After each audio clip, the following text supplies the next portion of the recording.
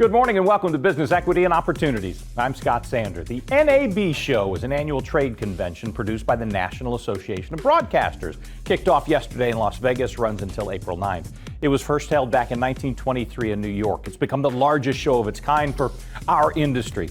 This year, organizers expect 65,000 people to attend. The theme is where content comes to life, and this year it's focusing on storytelling in broadcast media and entertainment. Each week we aim to bring you storytellers from our community, entrepreneurs, small business owners, community leaders, industry experts who deliver ways you can start, grow, and find success in business. We provide you with useful resources and information through our 7 segments, each of them designed to target a specific area. Throughout the show, you'll see a QR code that'll take you straight to our website where you'll find all of our segments. While you're there, we encourage you to subscribe to our growing weekly newsletter that comes out every Tuesday and to our Business Equity and Opportunities podcast on the All Indiana Podcast Network. Here's what's ahead this hour on Business Equity and Opportunities. We catch up with a high school class full of entrepreneurship students as they prepare for an upcoming innovation competition. Meet the organizers of a new 3-day festival that celebrates coffee, chocolate, and the global community that supports them. We'll update you on the progress of the AI training movement to equip 1,000 Hoosiers with essential skills. We visit a unique coffee shop in the Lockerbie Square area and learn more about the new plastics recycling partnership just launched in Indianapolis. This year's Mira Award for Talent Impact went to the nonprofit Start Ed Up Foundation, which has created the largest high school pitch competition in the country. The CEO, Don Wettrick, explains the opportunities go on and on. This is Business Equity and Opportunities. Getting started. My name is Don Wettrick. I'm the CEO of the Start Ed Up Foundation, and we just moved into our new office at the AMP Lab. Start Ed Up Foundation does a couple of things. Number one, we run this really great statewide program called Innovate Within. It's the state of Indiana's innovation and entrepreneurship competition that is statewide. And really at the heart of what we do with that is we have anchor teachers in high schools that are the hub of innovation and entrepreneurship. We want our students to be able to see problems as opportunities. So we're not really much about wanting to be a business competition, is identify a problem and know how to break it down competition. And then the other thing is teachers know everyone. We want to make sure that the network of a teacher can be put to use for our students to not only solve problems, but to launch it for real. The amount of students we've impacted this year is borderlining on 6,000 to 7,000. The amount of students that go through and do a final pitch and walk through the whole competition is around the 2,500 range. The amount then to move on to the regionals, it kind of keeps shrinking down. We have 6 regions across the state of Indiana. If you cut the state of Indiana in half and divide it by thirds, that's our regions. Impact to us is the students walk through our curriculum. We want them to see a problem as an opportunity, first of all. So a lot of our teachers aren't necessarily in the business department. Maybe they see a problem in biomed. Maybe they see a problem in town because of social studies. So we impact them because we're having them on the lookout to solve a problem. So sometimes they go through it and they don't want to apply for Innovate Within because they saw something, they talked to their local mayor, they talked to some leaders, and they don't necessarily have a business. That's fine. But the ones that think I'm really onto something, they do have an outlet to go through the process. So therefore, impact is they're thinking about, they're wanting to solve some problems. Going through the process of Innovate Within is kind of a capstone. I think that they really are empowered because as they go through the curriculum, we have them validate ideas. We want them to talk to their local mayor, business leaders, their own teachers, because just having an idea and turning it in for a school lesson, we don't necessarily want to do that. We want them to break down to something and then build a network of mentors. Can you follow through with this idea? That's what we mean by impact. I think that the relationships they're developing with a lot of the mentors, their own teachers, business leaders, we work with a lot of mayors, we even work with a lot of state reps. That is 100% going to have our students reconsider staying here. If you take a 17, 16-year-old seriously about some of their ideas, we've got data to show that they're wanting to stay in Indiana, whether that be for the university or they want to set up shop. I think the other thing that we have is we have a really great relationship. If you move past the second round, our students are required to meet with their local small business development center. And that has been a great resource for them because they start meeting other people in their own county, in their own region to help them move along from idea to possibly launching their business. Being able to identify a problem, I think everybody knows how to do that. It's called social media. For our students to have a problem but then have it validated, by sometimes experts in the field, or just sometimes a teacher that goes, I believe in this, is that spark of, I should really do this. And again, I was a teacher for several years. Getting a grade on something and saying, I'm done is great, but getting an idea and saying, I think I want to run with this, and building that network of mentors, I think that's one of the reasons why we have so many great sponsors. These great leaders are seeing the talent and going, how can we keep working with you over the next several years? I think what gets me excited is we truly are getting students to see problems as opportunities and not just complain about it. Some of these students are using AI tools ahead of the adults. Some of these students are using technology because they're quite native to it. So the ability for them to start something, we've had a crazy last couple of years. We had 2 students get into Y Combinator. That's unheard of. We had 2 students that get into Forbes 30 under 30 before they turned 20. That's what gets us excited at a small level. At a big level, it's thousands of high school students reconsidering their mindset, reconsidering building a solution, reconsidering building a network, because we've had several students that, because they went in, their friends then the next year applied. Most schools we've been in, we double in size almost every year because the students who went before were reporting actually got a lot out of that. Whether they won competitions or they just got a lot out of it by the people they met and the things they did. But a lot of our students are paying it forward. And quite honestly, we started an alumni association because they all just kept hanging out with one another. And this alumni association, they're making intros for each other. They're building their own networks that are really impressive. Up next, we meet an educator who's helping the next generation of entrepreneurs prepare for success. That's on Access to Capital.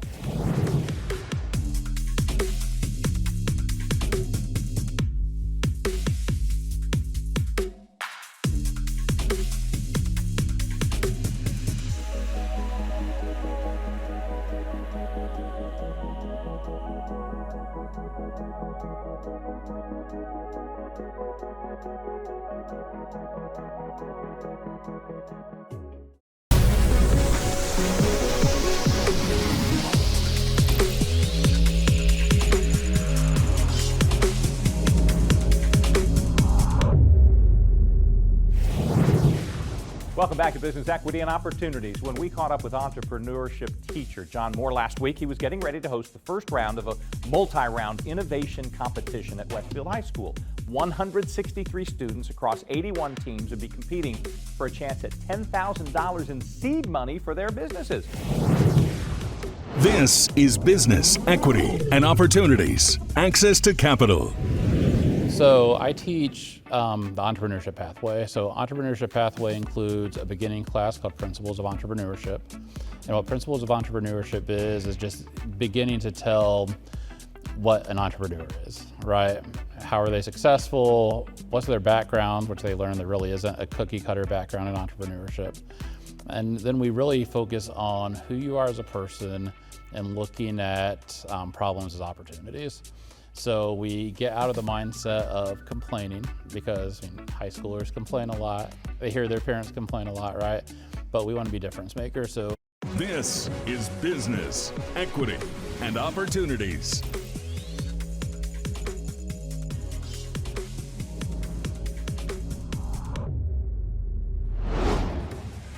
This is Business Equity and Opportunities. Time to talk about the week in business. Yusuf Boudarine is the award-winning chef and owner of J'adore. He and his partner, Ariel Hendrickson, are part of the Epicurean Indie effort. They're the creators. They've announced a new 3-day festival celebrating coffee, chocolate, and the global community that ties them together. This is Business Equity and Opportunities. This Week in Business. We started the business to do private catering and custom pastries and kind of bring the magic of his experience and background. But it's really grown into more of community organizing and events. I personally have a lot of experience in hospitality and events. We're really into just bringing people together. We had worked together at another business in the past, and we always saw really eye to eye on just kind of what the experience should be and what working with people, working for people, etc. should be. And when we had both left that employer, we decided that we needed to do it our own way, not seek that in other spaces, but to really just kind of cultivate the energy we want to see other people leading business. We kind of want to be leaders. We want to set a really good example. And so I think that's when we decided, like, let's do it on our own. Let's show people it can be done really, like, authentically and ethically. It takes a lot of energy, but it's fueled by passion. We're coming up on our next big event called Mocao. It's a celebration of coffee and chocolate, specifically with African origins. And ultimately, the focus has kind of become, again, celebrating community and what brings people together, what builds relationships, what we all have in common. A lot of people in Indianapolis regularly enjoy, a cup of coffee on a daily basis. Their favorite dessert is chocolate, and they have no idea what the raw material even looks like. That coffee starts as a berry, that chocolate doesn't come from the same tree. And just like kind of understanding what are the origins and how does growing, harvesting, storage, production, how does that all affect the flavors, affect the prices, affect like the end product? I always believe in people, and again, more you travel, more you connect with different people, more you understand different stories from people, and more you listen to people's journey, then you think that your life is worse. But when you heard other story from other people, you always say, thank God mine is better.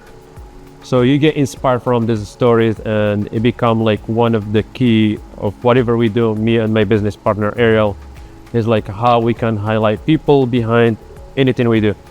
And again, when we create Epicurean, we try to highlight people behind every business, every vendors came in, like who you are, tell us your story. We want to highlight that to the public, and I felt that's how we touch the community in Indiana very much. So when I moved here in 2016, it was not quite diverse as now. Honestly, I had a lot of struggle because my language barrier, I understand that.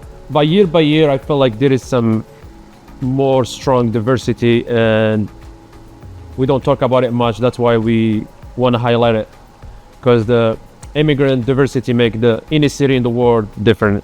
We're not just talking about Midwestern Indiana, but again, based on my travel, like every city in the world, because of their diversity, that's how the city grow, how the economy grow. As a pastry chef, I love chocolate, and I work every day with chocolate. But most of the bakers, they are early morning, so we have to have coffee. But good coffee make it different, and also the appreciation of the bean, of the product.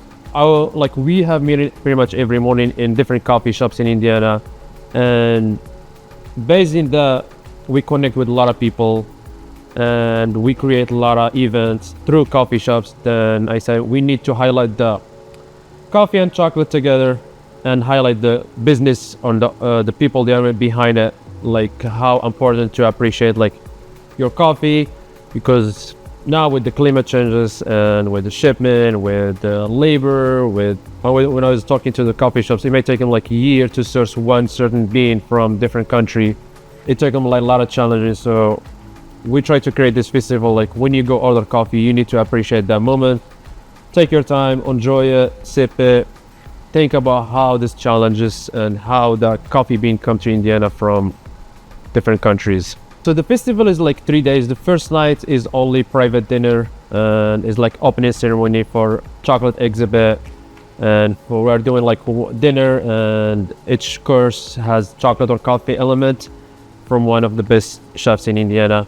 Saturday and Sunday is free to public. Anyone is welcome, and we have a lot of coffee shops owner, a lot of pastry shops owner. They have in their booth, and some coffee shops that are doing coffee copying, brewing, talking about their journey, and they will be here to answer any questions about coffee, about the challenges, the struggle. And also we have some panel discussion in the afternoon, just to talk about how important the coffee shops, really important to build community in Indiana, and especially after right now, we need to be stick together, and coffee shops, in my opinion, is one of the really key places that we all come together for sip coffee and talk about our problems, our success, our defeat, and stuff like that. And Sunday will be like brunch pop-up, so it's kids friendly, family bring your family. It'll be brunch, and there'll be coffee, it'll be pastry again, and it'll be art show. So we are doing chocolate canvas, like drawing and stuff like that. So it'll be fun event for people in any kind of, like, is all welcome. I want people to go to local businesses as much as possible every day. Stop going to this chain coffee shops, drive-through, ordering 5 gallons of coffee with pound of Splenda or whatever. Like, enjoy your coffee. Take break, take 5-10 minutes in coffee. Support your local coffee shops, because that's how they keep sourcing us the good coffee. And they just like people together. That's what I want. And also like understanding the coffee bean and chocolate bean and how we get it and how we transform it to something beauty and tasty as well. Macau is a 3-day festival, runs this Friday through Sunday downtown at the Stutz. We have more information on our website. Just follow the QR code to get there. Coming up next, we check in with Emil Ekior for an update on the AI training project that aims to prepare 1,000 Hoosiers with the artificial intelligence knowledge to take their business to the next level. This Week in Business is made possible by Indie Biz Pass.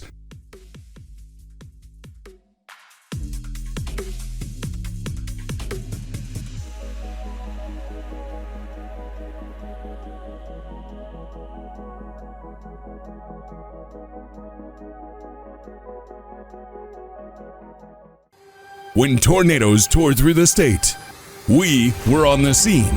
That's why Indiana watches WISH-TV's Storm Track 8 weather team. This is just the start of our nasty weather. All severe weather modes in play here today. Then we have that tornado that's on the ground. Accurate, reliable, fast. And then it just, like, you hear a train noise and you just hear boom.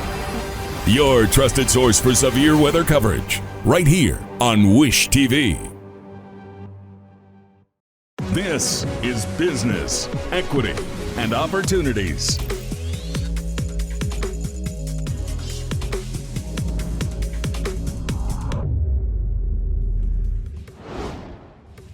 Welcome again to Business, Equity, and Opportunities. Emil Ekior has an update on the AI training project that aims to prepare 1,000 people in Indiana with the artificial intelligence knowledge to take their business to the next level. This is Business, Equity, and Opportunities, Accounting and Bookkeeping. So we recruited 50 master trainers to train, and the goal is to train them on prompt engineering, but also how to teach prompt engineering. So we have all 50 coming to our training. We set up AI studios, we call it, at P30 on the east side, and right here at 16 Tech, downtown, west side kind of. And we're running those training sessions at P30 right now, and then we're moving over to 16 Tech. So 6 weeks is a 6-week sprint to get 48 hours. And then after 6 weeks, those master trainers are going to go out and train 20.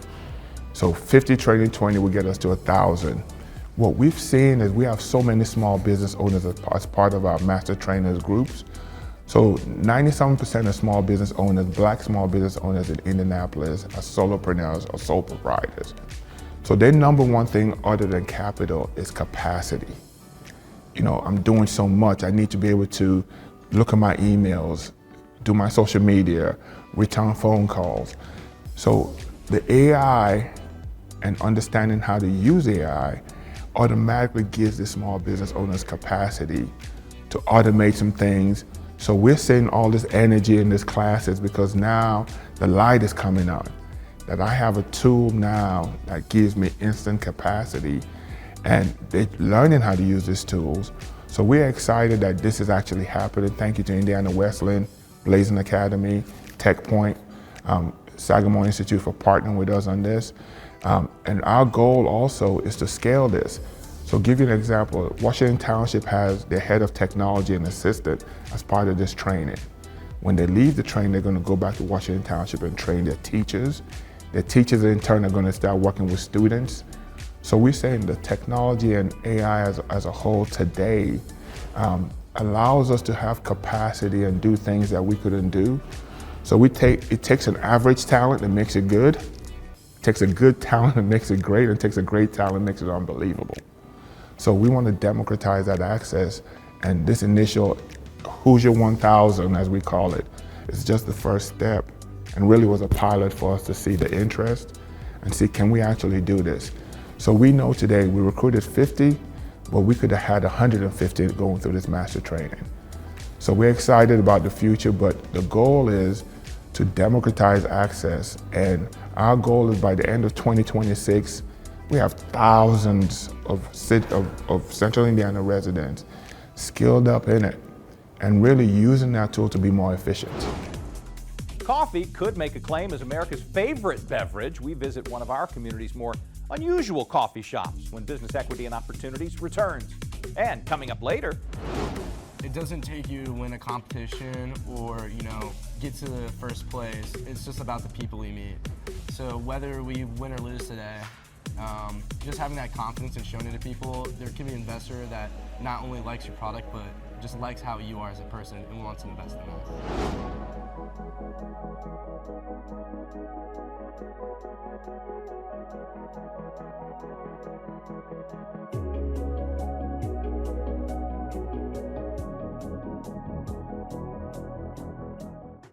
When severe weather hit, WISH-TV meteorologists were your source for the most reliable forecast to keep you safe. A tornado is tracking just south of Columbus. All severe weather modes in play here. Because when lightning strikes and tornadoes touch down, you don't just need forecasts, you need answers. It's a massive storm system. It doesn't take very long for this to happen. Watch the Storm Track 8 weather team here on WISH-TV. This is Business, Equity, and Opportunities.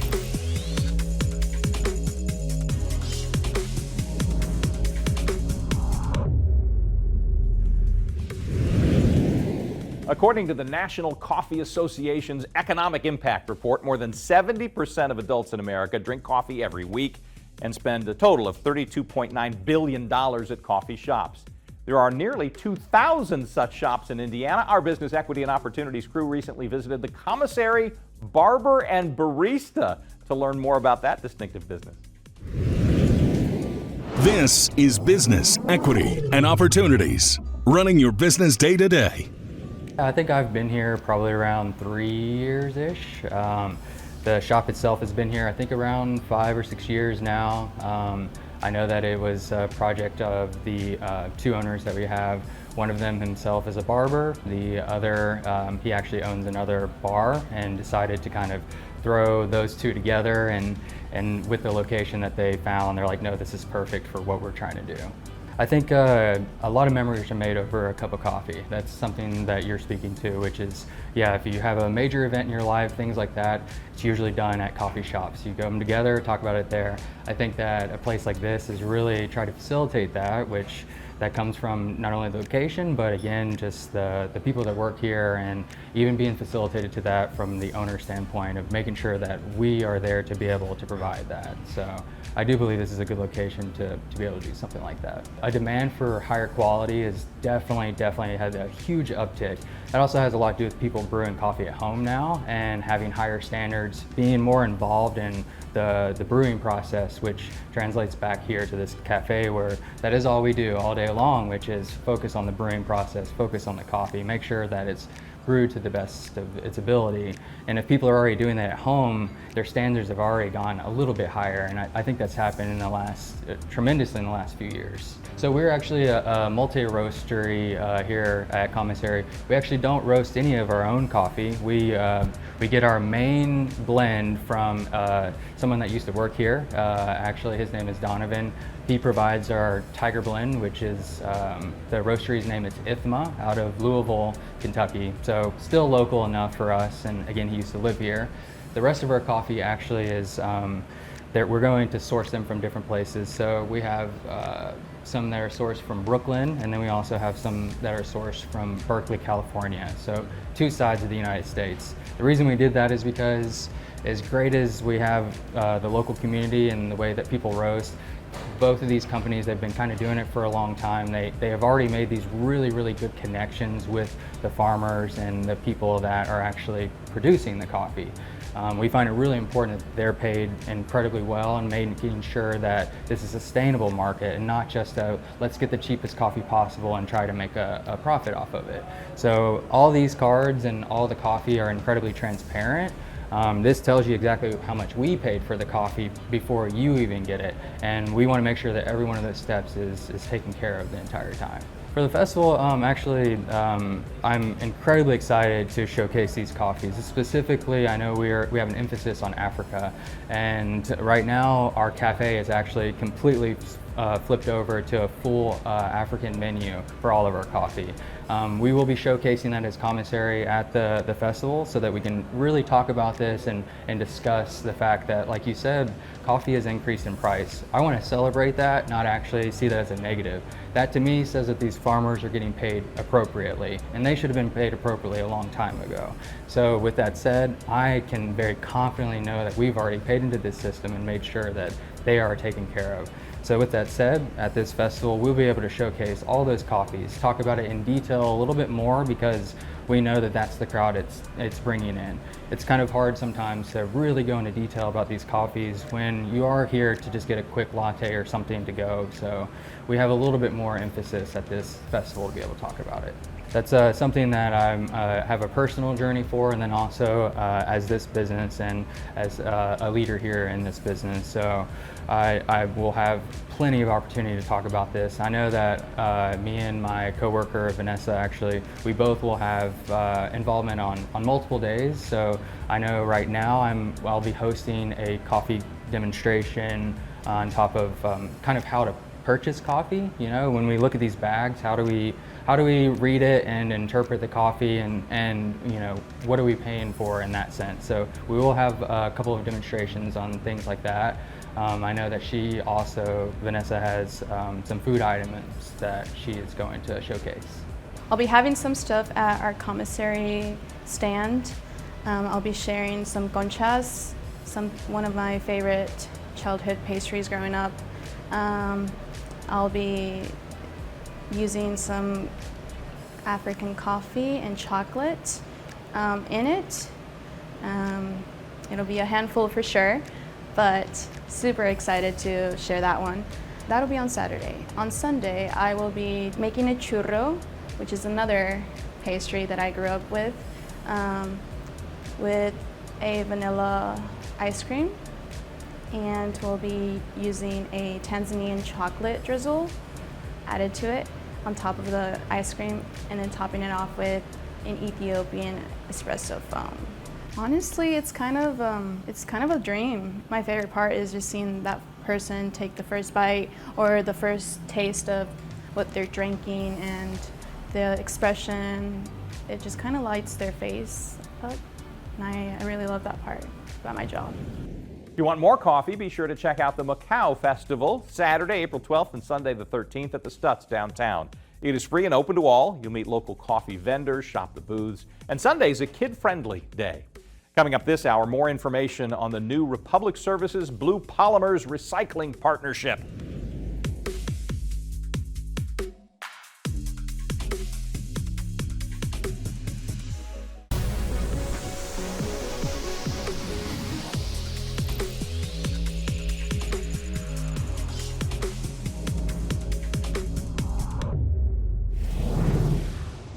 This is Business, Equity, and Opportunities. Industry Focus. Welcome again to Business Equity and Opportunities. It is time to talk about a very important part of the business chain that all of us inevitably reach at some point. What to do with the things we no longer need. They've served their purpose with us. And now what's the next step for them? In the past, it was always landfill, but things have changed in recent years, and maybe no more so than very recently with Republic. Tim Alvin knows all about it. He's a Senior Vice President of Sustainability Innovation for Republic Services Blue Polymers, and kind enough to join us. Exciting news for us here in Central Indiana. Tell us about this new project that may reshape what we think about recycling. Sure. Yeah, this is a $180 million investment that really transforms the plastic circularity process from curbside collection all the way to sustainable packaging and back again. The sustainability part of this is important because my understanding is that there's a a point at which recycled materials, at least in the past, have kind of reached their end of, well, we can't do anything more with that. This resets that timeline, doesn't it?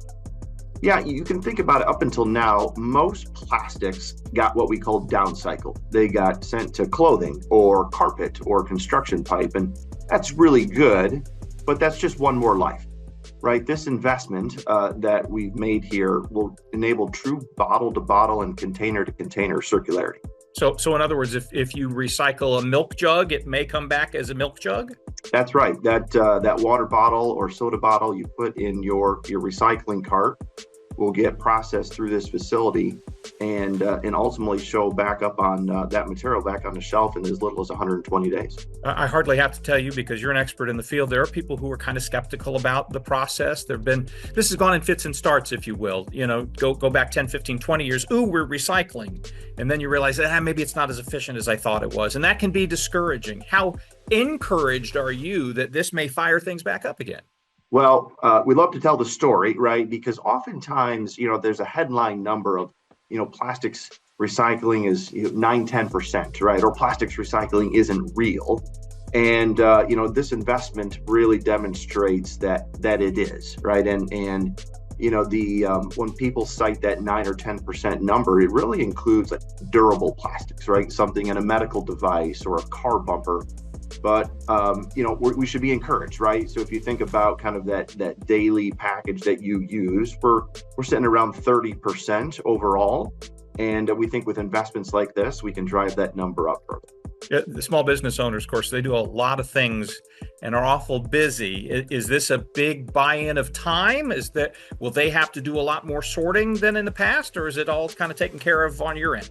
No, so just like they would do today, they'd put their recyclables in that container in the back of their operation there. One of our trucks would pick that up. That plastic material would get sorted first at one of our recycling centers, separate out, say, the aluminum from the cardboard from the glass, and then all those plastics, right, that those small business owners threw away, right, will get processed at our facility here. And then ultimately would be a feedstock to go back into consumer packaging. How important is it then for them to buy into this? I mean, this will work only if people say, yeah, it doesn't take much of my time, but I got to make sure it goes in the right spot. Speak to them. For sure, right? And listen, it tells a great story, right? They're part of making a difference, right, from an environmental standpoint. And also, you've got they've got customers that place or suppliers that place packaging on their shelves, and they got a choice, right, to put on the shelf that's something that's 100% recycled content or not. And we think this helps tell a great story from their perspective as well. What's the clock on all of this? When does sort of a plan become reality? Yeah, so we're starting to process material already at the first plants, and the second plant, which is our Blue Polymers joint venture operation, will begin this summer. All right, Tim Alvin, exciting times in recycling. Thanks for getting us up to speed on really the state of the art in the industry. Just ahead, we continue our look at this year's Westfield High School Innovation Competition. This time we meet the students. That's coming up in 90 seconds when Business Equity and Opportunities return.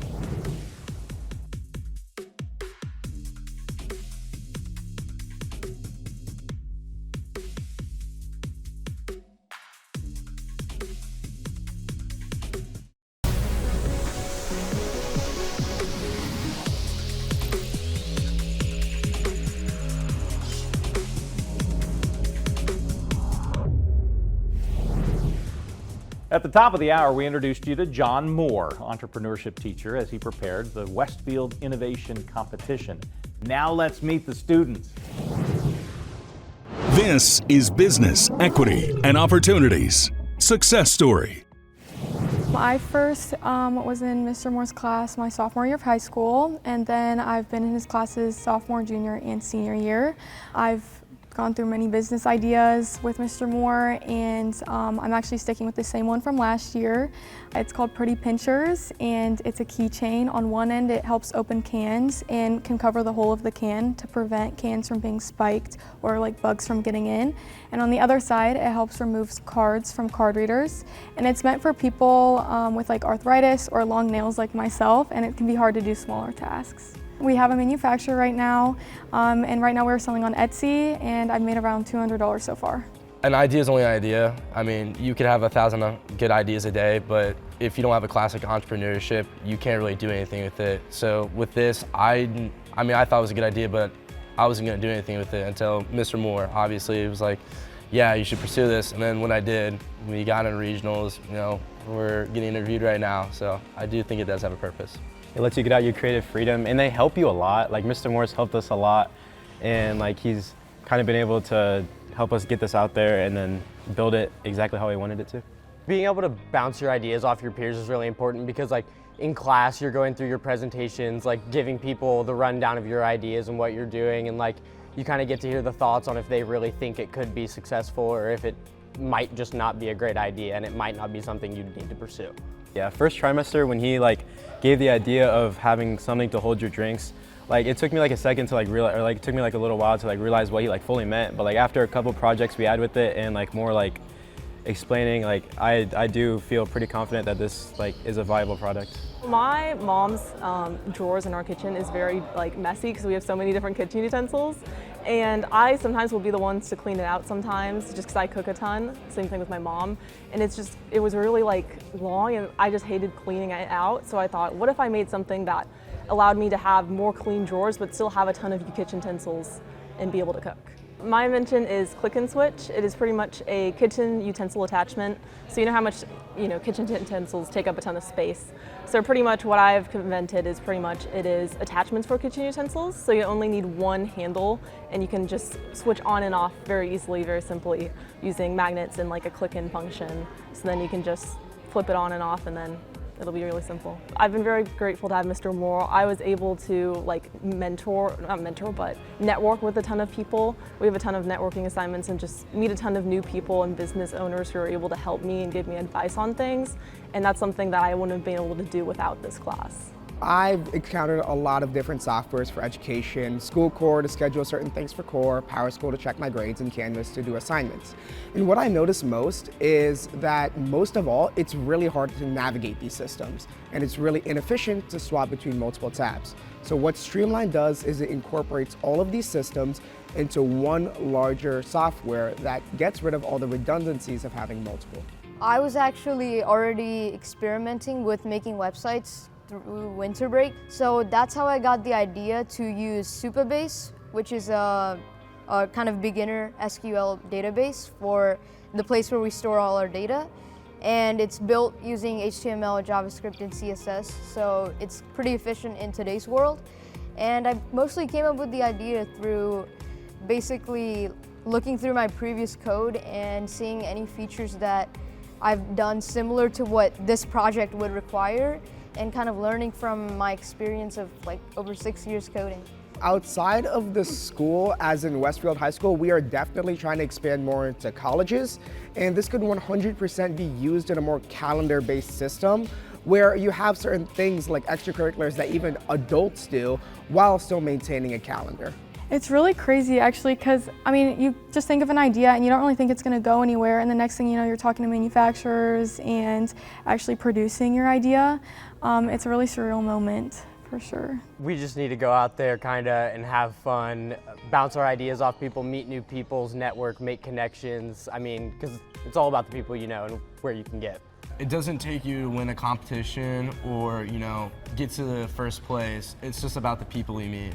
So whether we win or lose today, just having that confidence and showing it to people, there could be an investor that not only likes your product, but just likes how you are as a person and wants to invest in that. Then also having something to build on and have something to work on, and something that interests you and something like you really are like passionate about, and something that like you can put your effort in and it mattered to you. And I think that was a big thing that this class gave us. I think it's important for people to offer classes like this because it allows so many young minds to be able to like think of ideas and actually bring them to life, whereas You know, if you just started out later in life, you won't have that support and that funding to be able to make those ideas come to life as much as it would be in like a classroom. I think it's going to be an amazing experience. I'll get to, network and market our product. So I'll be learning a lot of business skills from this event. And I'm so grateful to have this opportunity because, not only am I learning like hand to hand in person, but I'm also getting to share this exciting product and idea that we've come up with. Failure is key in process. Everything I do tonight, there's been so many steps behind it. Our trifolds, our designs, there's been so many mess ups, but the one thing I remembered is I just need to keep going. And if I'm gonna be successful in life in this event, in order to pursue success, is to push past failures and use them as learning. 350 people came out for the Westfield High School Innovation Competition. We're pleased to announce that all 4 teams that we interviewed advanced to the second round. That's coming up April 17th at the Chatham Hills Club. The top 5 teams from there will advance to the third round, a Shark Tank style finale May 15th, where they'll present to a panel of Hamilton County investors. That brings us to the end of another hour full of new possibilities that we hope will inspire you on your business journey. We have a new show every Sunday on WISH-TV and WISH-TV.com, and we post each of our 7 segments from this week and past episodes on our website, BE&OShow.com. While you're there, please sign up for our newsletter. We'll be sharing resources and links to the Indy BizPass ecosystem. Thanks for spending an hour with us, and join us next week for more business equity and opportunities. Till then, I'm Scott Sander. Have a great day. Business, equity, and opportunities made possible by Fifth Third Bank, Indiana Black Expo, Gemco, Indy Biz Pass, Bose McKinney & Evans, Eskenazi Health, and Lilly, a medicine company.